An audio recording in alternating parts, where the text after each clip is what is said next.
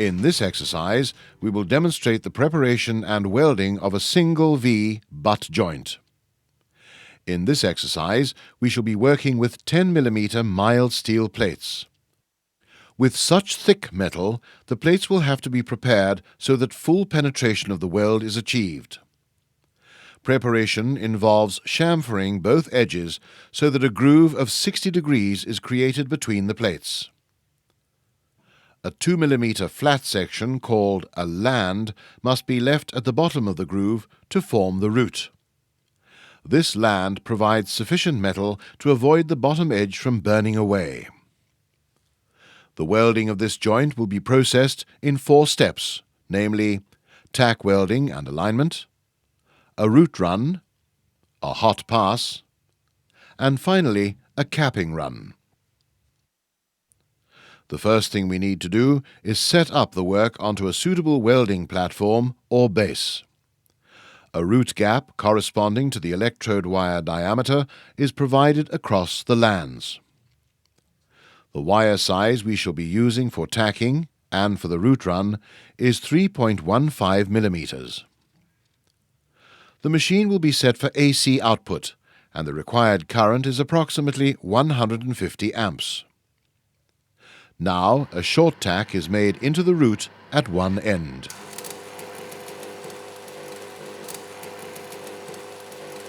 Recheck the root gap, as it will most likely have opened. Adjust the gap to return it to 3.15 mm.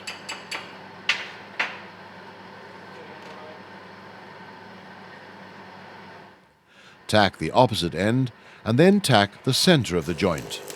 Remove the slag from each tack. At this time, we need to introduce a preset into the work. Let us explain.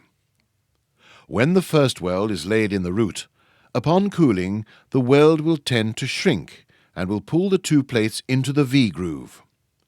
The result of this will cause the horizontal alignment to move. To counter this action, we must introduce a preset. To preset the work, place it upside down and, using a spare piece of flat plate, raise one edge of the work off the bench as demonstrated. Tap the welded sections with a hammer to cause an opening of the V groove. A preset is a deliberate offsetting of the plates against the direction of pull, so that, upon cooling, the pull will effectively move the plates back into alignment. You will learn after some experience to assess just how much preset to allow. Replace the work onto the welding platform or jig in readiness for the root run. A root run is essentially a stringer bead, which by now you must be getting used to. However, this run is not usually made easily, as you must have all the elements of a good weld in place, namely the right current setting, the right arc length, and the right speed of travel. Without all of these in place, the weld will tend to be affected by slag inclusions. During the welding process, you should be able to see a feature called a keyhole forming just ahead of the welding pool. A keyhole is a sign that the weld is proceeding properly and that you are maintaining all the right elements. It must be stressed that the process requires your full concentration and very careful control of the electrode.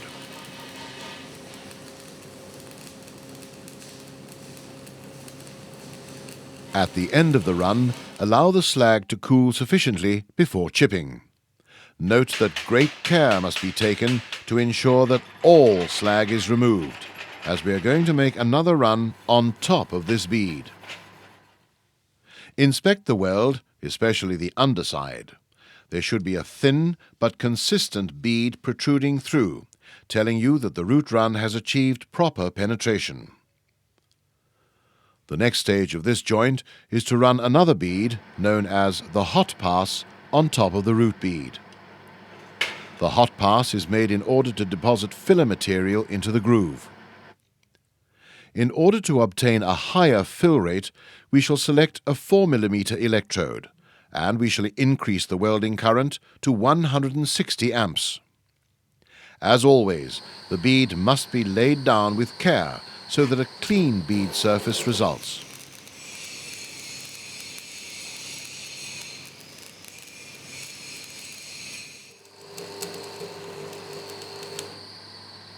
When the run has been completed, it must be thoroughly cleaned in preparation for a third run.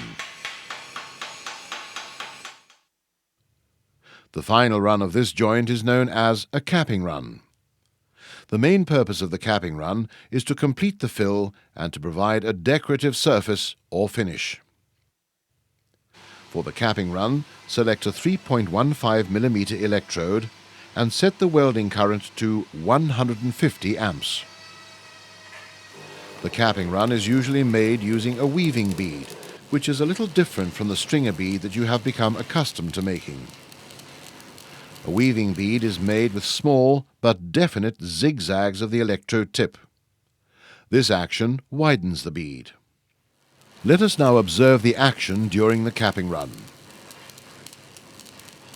Notice that the arc is controlled in such a way that the welding pool does not overlap the edges of the groove. At the end of the run, go back onto the bead and then lift the electrode away to break the arc.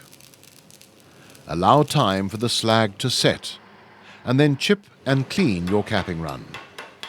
A good weld will have a smooth and uniform appearance and width. In this cross-sectional view, you can see all the elements of a near-perfect weld.